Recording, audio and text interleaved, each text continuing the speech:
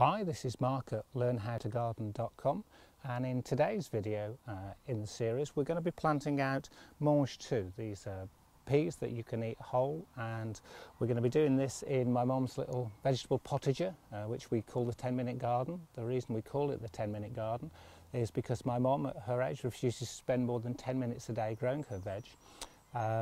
If you're not already a subscriber to learnhowtogarden.com, if you click on the link just below this video, all it'll cost you is your email address, and that entitles you to a free monthly video log which contains recipes and various other things we've been doing in the garden.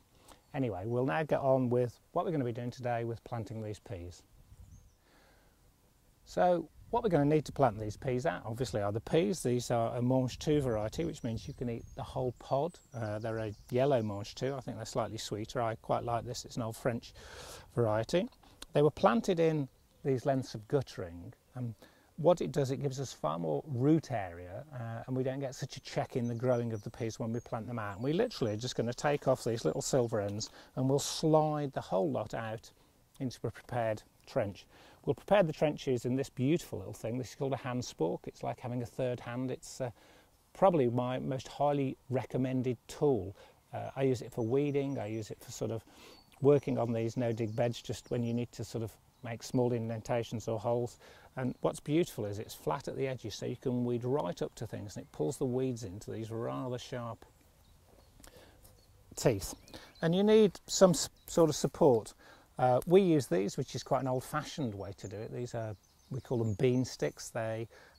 These are pieces of hazel that are from around the back part of the garden. If you don't have access to some sticks, the other thing you could use is to make a small sort of support using bamboos and put some netting over it, or go literally up and down with some string. We did do a video on how to create a bean support, and that probably would be worth checking out quickly. So what we're going to do now is just take some of these and start to put them into this no-dig bed. For any of you who aren't familiar with no-dig beds, I think for modern living in the urban environment, if you've got a small garden, patio or potager where you want to produce food, it's the quickest and the best way to go. It really does conserve a lot of moisture, so it's a brilliant environment for growing in. And we come in about 8 inches. Now, I think I said to you in one of the previous videos, one of the most useful things you can do is measure between your finger and thumb. It gives you a really good measure that you've always got with you.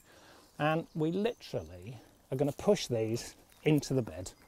And we're going to do that in a line, so we get this quite messy wigwam effect.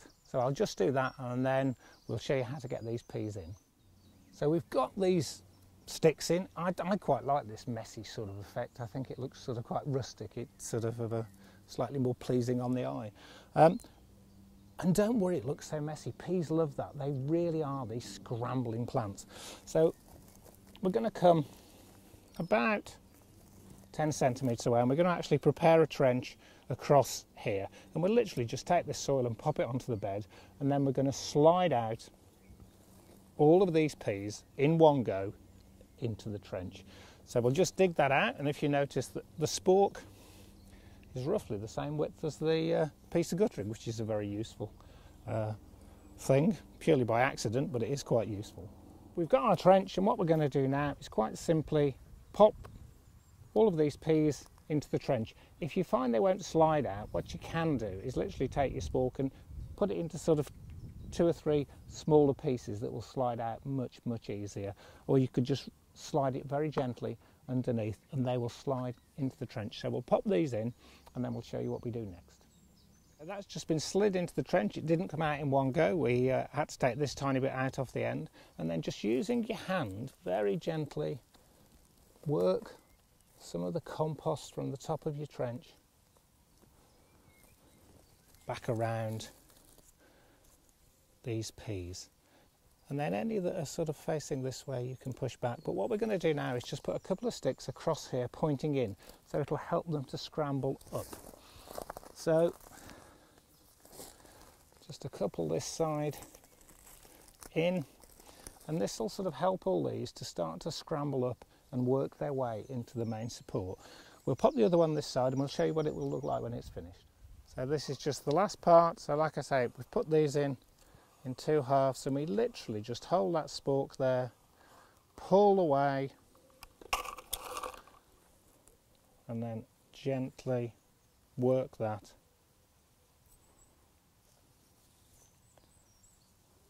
compost around the top.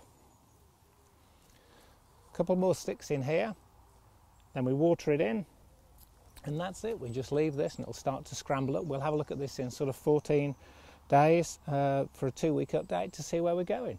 And these mange too, like I say, I would hope to be picking these in about 6 to 8 weeks time.